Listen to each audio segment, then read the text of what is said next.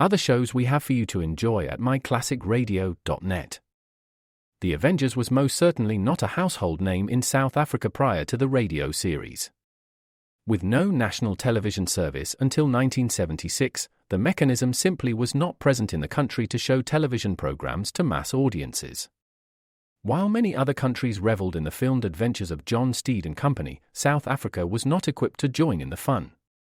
The series took Britain by storm and made a major impression in the American markets, being that greatest of rarities, a British series given a network transmission slot. However, as a filmed series, rather than a videotaped one, The Avengers was able to gain a modicum of exposure in South Africa through film rentals.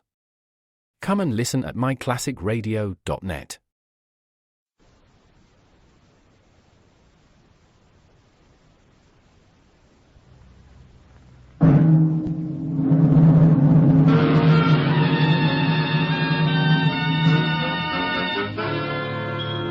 Dangerous Assignment, starring Brian Donlevy as Steve Mitchell.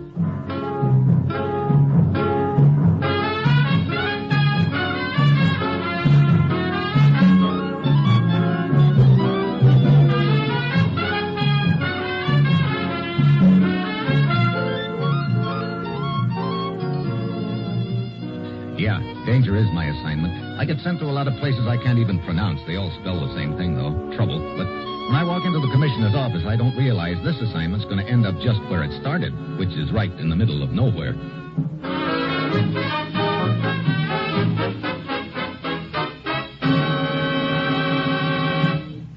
Morning, Commissioner. Steve? Well, where am I going this time? Dakar, West Africa. Steve, I want you to think back about 5 years to the fall of Berlin. Fall of Berlin? What's that got to do with... Now, wait a minute. What's the matter?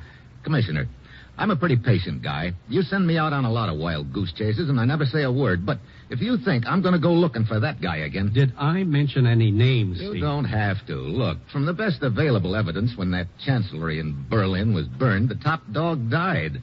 3 times in the last 5 years, you've had me running around the world investigating rumors that he was still alive. I've never been able to prove a thing. That's exactly right, Steve. We've never been able to prove a thing, one way or the other. Oh, look, Commissioner. You look, Steve.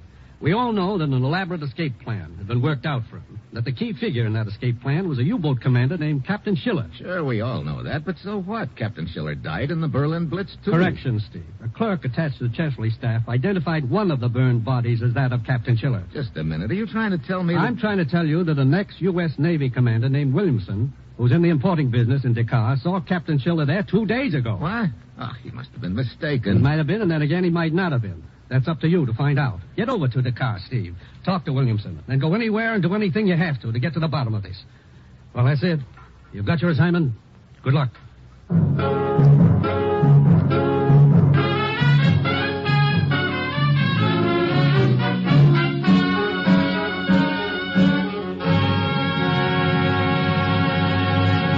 The National Broadcasting Company is presenting Dangerous Assignment, starring Brian Donlevy as Steve Mitchell, colorful two-fisted government agent. At all those places of the world where danger and intrigue walk hand in hand, there you will find Steve Mitchell on another dangerous assignment.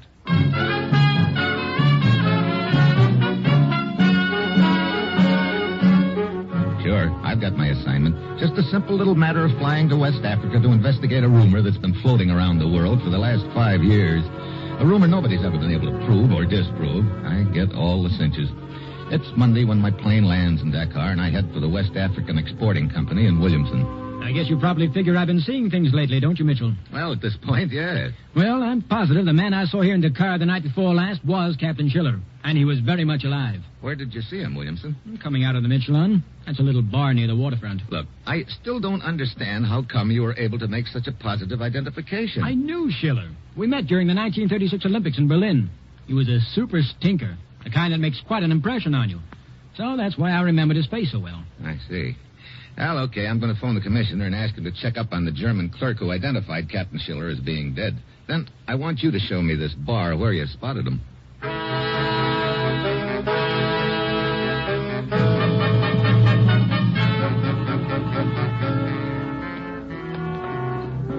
Brother, in this dive you could use an oxygen mask.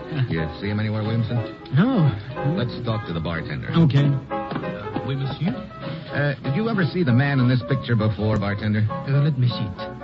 But of course, monsieur. Do you happen to know his name? Oui, Captain Strom. Strum? He commands a small freighter. He comes to the car 2 or 3 times a year. Always he spends much money. I see. How long has he been in town this trip? For several days, monsieur. Even now his freighter is loading, ready to depart. Okay, thanks. Come on, Williamson. Let's mosey down to the waterfront and take a look, huh?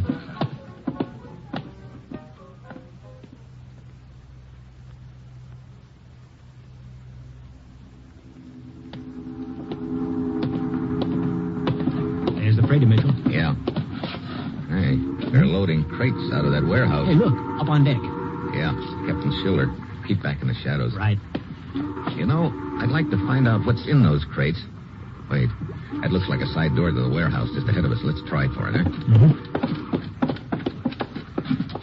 Anybody spot us? I don't think so. Inside, quick. I can hear. Great, a guard. Quick, get behind those crates. Okay. Can you spot him, Mitchell? I can see his flashlight. He's heading this way. Yes, sir. Probably got a gun, too. Yeah, look. When he gets closer, I'll jump him. No. That was quick. Yeah, it's got to work fast. It's only a question of minutes before they'll miss him. Yeah, look. There's a crowbar over there. Yeah. Well, one crate's as good as any other, I guess. I'll try this one.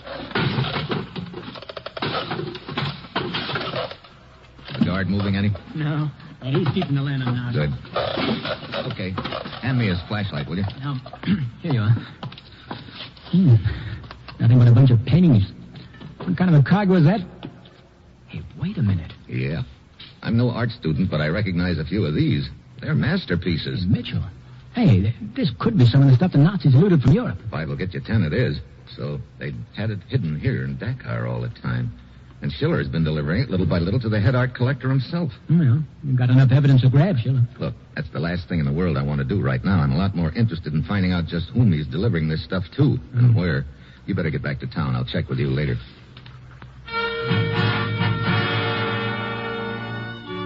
Williamson leaves, and I start for the freighter, but just as I get up to it, a figure starts down the gangway. Captain Schiller. I duck back into the shadows. He steps onto the pier and starts in my direction. I flatten myself against the wall of the warehouse. He keeps coming. Then, when he's about 10 feet away,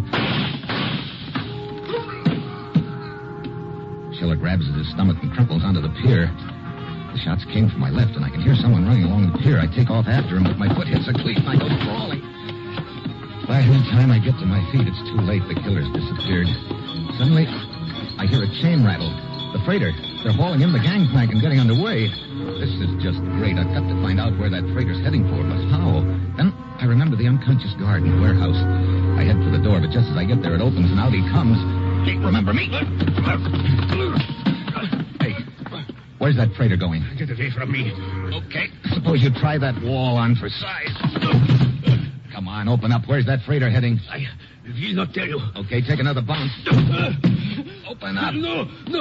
Okay, I can keep this up all night. Stop. Let's have it.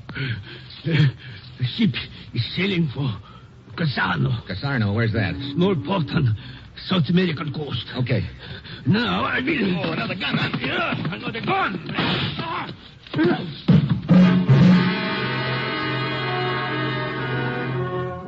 The guard slowly sags to the pier. Trying to plug me, he'd done likewise to himself, so now at least he won't be able to get word to that freighter that I know where it's heading.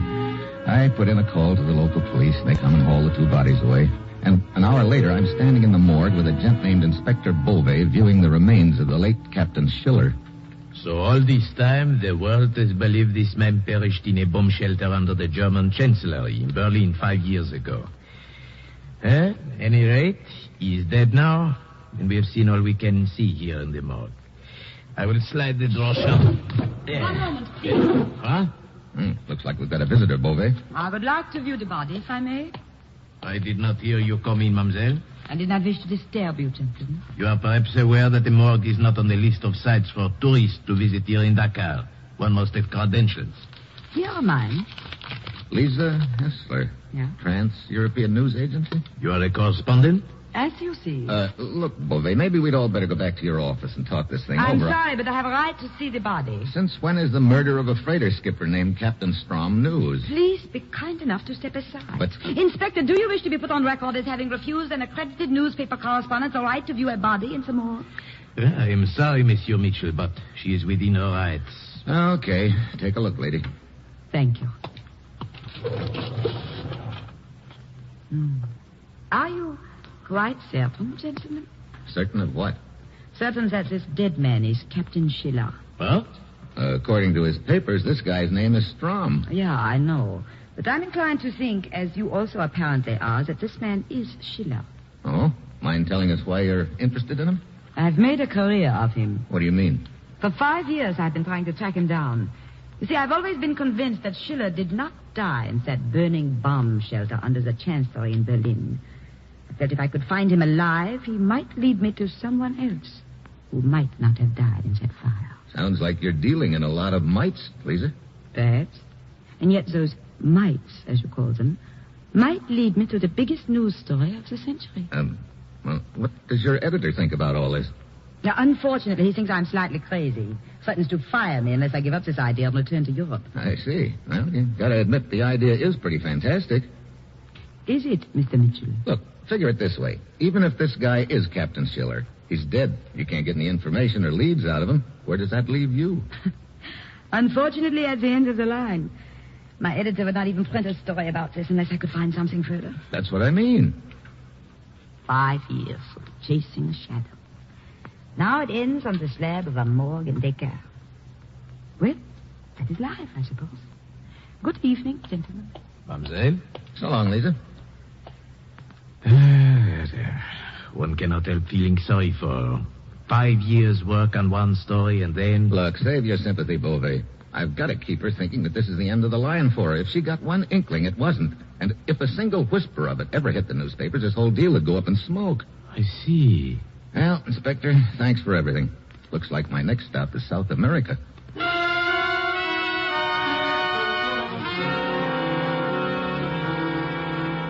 So the next morning I get aboard the plane. I sit there as we take off, patting myself on the back for getting Lisa Hessler off the trail. Then I start getting an uneasy feeling right between the shoulder blades. I look up, and there, standing in the aisle beside me, is the reason for my jitters. Good morning, Mr. Mitchell. Lisa Hessler. So, we're both flying to South America. What a coincidence. Yeah. You decide to take a vacation, maybe? Yeah, you might call it a vacation. See, I happened to hear last night of a little port in South America called Cosano. That doesn't sound like much of a spot for a vacation. I also happened to hear that the freighter commanded by Captain Schiller, or Captain Strom, if you prefer, is owned by the Muhlendorfer Freight Lines, whose home port is Cosano. So, I thought this would be a perfect spot for a vacation. Oh, great. Looks like you've got a few sources of information I hadn't counted on. Yeah, I have, Steve. Look, I just don't want any publicity on this thing until it's over one way or another, Lisa. Then you must realize we are on opposite sides of the fence, Steve. You would like to keep the search a secret. I intend to write this story for millions of readers all over the world. I see. Okay, Lisa. You're asking for trouble. It is to be a duel between us, then. I'm afraid the cards are stacked against you. Are they? I warn you, Steve, do not underestimate me. It will be the biggest mistake of your life. As a matter of fact, it might even be fatal.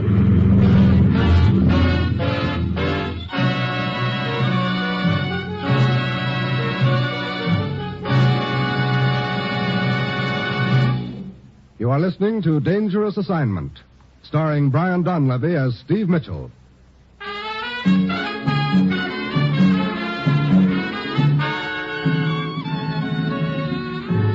Well, this is just great. Here I am on a super-secret mission. I know that one peep out of anybody, and I'm cooked. And now I'm up against a girl who's all out to spread it in every newspaper in the world. Our plane lands in South America, and then it's another day by train to Casarno, and at the depot, Lisa disappears, probably trying to find the offices of the Muhlendorfer Freight Line, so I slip a cab driver 5 pesos and get there ahead of her. Inside, there's a sleepy-looking clerk idly swatting at cockroaches with a newspaper. Nice shot. Gracias, senor. I seldom miss. Well, you probably get a lot of practice. I see quite a few targets running around. One less. What is it you want, senor? Well, I'd like a little information about your shipping line. Information? What is there to tell about it? That's what I want to find out. You see, I've got quite a little freight I want to ship, and... Oh, I'm afraid our line is not for you, senor. Oh? What do you mean? Well, we operate but one ship, and that one is under contract to an importing company. Why, senor, there is a big one crawling along the counter. If you will step out of the way. Sure. That's the ship that Captain Strom commands? You missed. You are crowding me, senor. Sorry. When will the ship be in? Quien sabe, who knows? I'm sorry, I cannot help you, senor. I see. Okay. Well, keep 'em flying, Buster. But cockroaches do not fly, senor.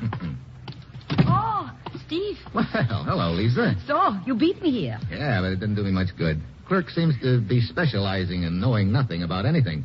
Well, since you have told me what you found out, I tell you what I found out.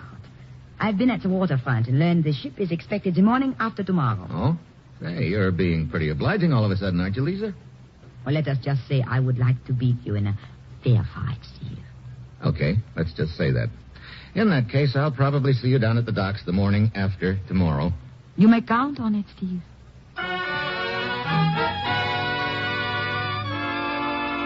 So, 2 mornings later, I'm down on the dock. Lisa's there, but the freighter isn't. We wait a couple of hours, and then we gradually get the idea that there must have been a tip-off. The freighter must have docked at another port. We dash back to the freight line office, but the joint is locked up tight. So there we are again, fresh out of Leeds. Lisa gets that end-of-the-line look again and leaves, and I head for a bar across the street.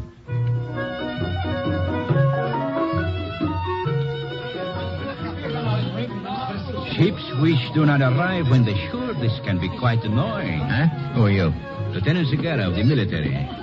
May I sit at your table? Why, yeah. You are Senor Mitchell, no? I'm Senor Mitchell, yes. How'd you know? Your commissioner traced you here from Dakar. He spoke to me over the telephone. He would like for you to telephone him. Oh, yeah, I suppose he would like a report, but at this point, all I can report is that I've been on a wild goose chase and I'm beat. Hey, wait a minute. You mentioned something about ships not arriving? You see, senor, I also was very anxious that the freighter should arrive. You see, Senor Mitchell, I do not believe this is such a wild goose chase as you think. What do you mean? For some time, I have been convinced that my country unknowingly entertained some unwelcome guest. Oh? What have you got in the way of facts to back up that theory, Lieutenant? Unfortunately, merely fragments of gossip from a few peasants. Yeah, that's what I thought. This whole deal seems to be fragments of gossip. I have in mind a particular plantation several kilometers inland from here. What about it? There is a high wall around the villa with barbed wire. It is rumored that the captain of the freighter stays there when his ship is in town. Oh? Well, the captain won't be staying there anymore, Segarra. He got knocked off in Dakar. Oh, I see. As you probably realize, I would like very much to get inside that villa. But this I cannot do officially without some evidence of law violation. Yeah. But there has been no law violation. So it appears I can do nothing officially. However, if someone else wished to try to do something unofficially, I might be able to, as you say, lend a hand. Oh? I am quite tired, Mitchell. Tired? Yes. I have some leave coming to me. It occurred to me I could take that leave at almost a moment's notice. I get it. Okay, Lieutenant, thanks. I may call on you later.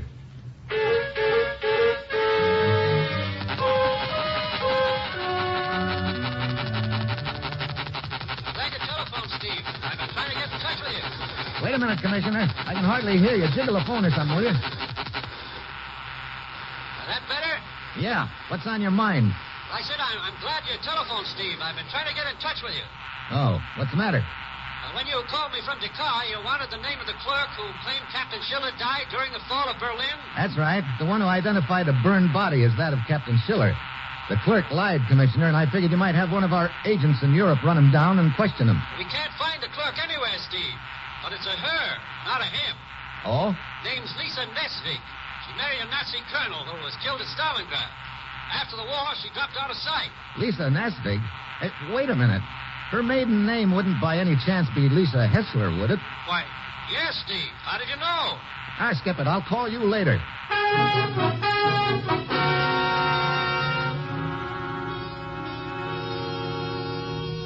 So, Lisa Hessler, girl reporter, is actually the one who lied about Schiller's death 5 years ago. I head for her hotel in a hurry and get there just in time to see her leave by a side door. She gets into a car and drives out of town. I follow. Half an hour later, she pulls off the road and leaves her car. Then I spot the villa. It's got a big iron gate and a high wall and a high voltage wire running along the top of it. And I know this is the villa that Lieutenant Segarra was telling me about. Lisa sneaks up to the place and looks it over from behind a clump of bushes. And this I don't get at all. If she's one of the outfit, I should think they'd welcome her with a velvet carpet and a brass band, but she's acting like she wouldn't be welcome at all. Finally, she leaves, and I'm about to follow suit when the gate opens and a bunch of peons trudge out and start working in the fields, all except one, who throws a couple of quick looks around and then sneaks off. He could be worth following, so I do. He heads straight for a village down the road and disappears into a bar. Great. He's just sneaking away from work to get a snootful. Then it dawns on me. Okay, let him get a snootful. It sometimes has a habit of loosening tongues. I sit down across the street and wait. An hour later, out he staggers. He sits down in the dirt by the doorway and starts singing. At least I suppose he called it that. Hi. Hello. You must be happy. Happy? Who's happy? I'm sad. Man, you've got a voice to match. What's the trouble? Hey, look, Caruso, save the audition, will you? South Pacific's already been cast. No one likes me to sing. It's a sad world. All the time work, no time to sing. You work out at the plantation? You see. Who owns it? Kinsale. We never go near the villa. Oh, you've been ordered to stay away, maybe? See. No one likes me. Did you ever see any of the people who live in the villa? See, 3 men. One of them dressed like a sailor. But he don't come there for a long time. That'd be Schiller. Who else? A tall man, and one not so tall. Yeah? What does this not-so-tall man look like? I don't know. I only see him from a distance. I think maybe he's a little bit crazy. Huh? He stands on a balcony and he makes speeches to himself. I see.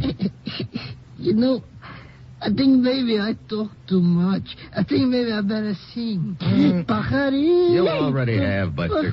And thanks. I go into the bar, find a phone booth, and call Lieutenant Segarra. Yes, Mitchell, what is it? You told me you could go on leave at a moment's notice. The moment is now. Very well. Where? The villa outside the city. I'll be there as soon as I can. I go outside, but the peon has stopped singing. I bend over and raise his sombrero. Then I see why. You can't very well carry a tune when your throat's been cut. Now I know I've got to move fast. I head for the villa again. It's almost dark when I get there. I roost in a clump of bushes near the wall, wondering how I'm going to get in without being electrocuted. Then I hear the sound of engines. I peek out of the bushes. 5 trucks are pulling up to the front gate. They're probably bringing those crates from wherever the freighter docked. Suddenly, it hits me. This is my big chance. The driver in the lead truck gets out and goes up to the gate, and I slip up to the last truck in the line. Before the driver can move, I nail him with a left, slip on his coat and cap, and slide in behind the wheel. By now, the rest of the trucks are rolling through the gate. I step on the gas, and then I feel something cold and hard in the back of my neck. A gun barrel. Keep driving straight ahead, Steve. What? Lisa? Yeah. Go on. Through the gate. Okay. So, they both chose the same way of getting into the villa. Yeah. But I don't get why you have to sneak in. After all, you're one of the boys, aren't you? So now we get inside, you turn me in and get a medal, huh? There through the gate. Pull up to that little building off by itself. Get hide there. Come. Okay. Look, I still don't get this, Lisa. You must be in pretty solid with these boys. Why the hide-and-seek act? In solid. That is very funny, Steve. If there were more time, I would laugh. Oh, here we are. Inside. Hey, looks like a bunker of some kind or a bomb shelter. Yeah, it is. I recognize the design, Steve. It is identical with the bomb shelter under the Chancellery in Berlin. Now, would you mind telling me just what this is all about? You're not just Lisa Hessler, girl reporter. You were the one who claimed that Schiller was killed in Berlin. Yeah. I identified a burned body as that of his, but I lied, Steve. I know that. Why did you lie? My father, a naval commander, was murdered by Captain Schiller on direct orders of the leader himself. I knew the burned body was not that of Schiller, that the two of them must have escaped. I thought I would have a better chance of finding and killing both of them if they believed the world thought them dead. So, you're the one who killed Schiller in Dakar, huh? Now I am to have the honor of killing one more. The man I am convinced is Schiller. Hey, what are you going to do with that grenade? They're going outside, Steve. Look. I mean business. Move. Okay. Lisa, give this thing up. Let me handle it. Sorry. Don't you know that you're liable to get killed trying to pull a deal like this? You think that matters to me now? Here, into these bushes near the wall. There. It's far enough. This will be a convenient place for you to remain hidden. No, keep your back to me. Remain hidden? Hey, what? Oh. Goodbye, Steve.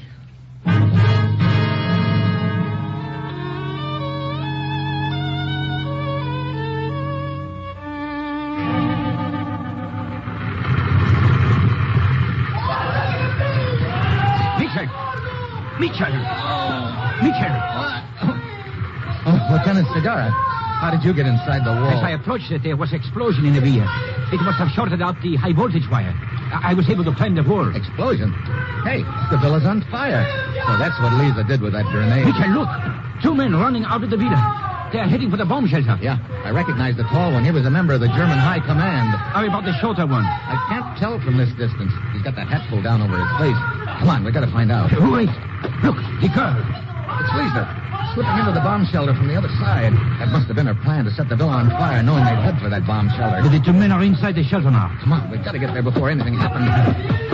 Mitchell, that shorter man. Do you think it is really... I don't know.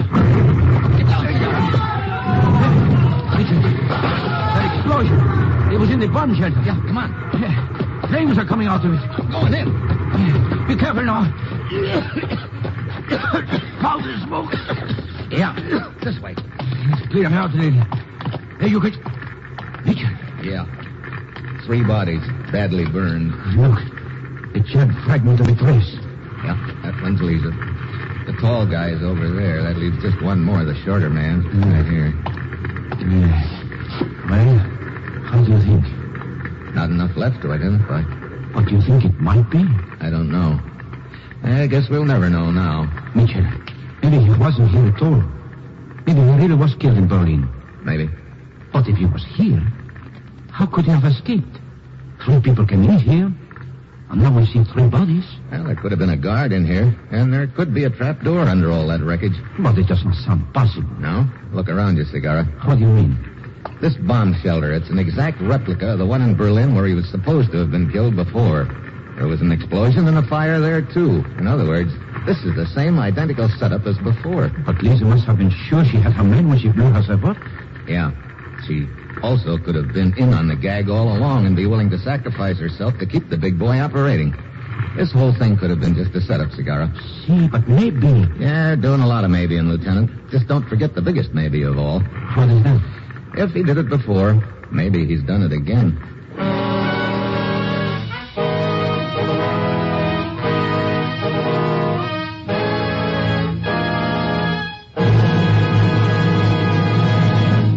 Dangerous Assignment, starring Brian Donlevy as Steve Mitchell, is written by Bob Reif and Adrian Jandot, with music by Robert Armbruster, and is produced and directed by Bill Karn. Be with us again next week at this time when Brian Donlevy, starring in the role of Steve Mitchell, will embark on another Dangerous Assignment.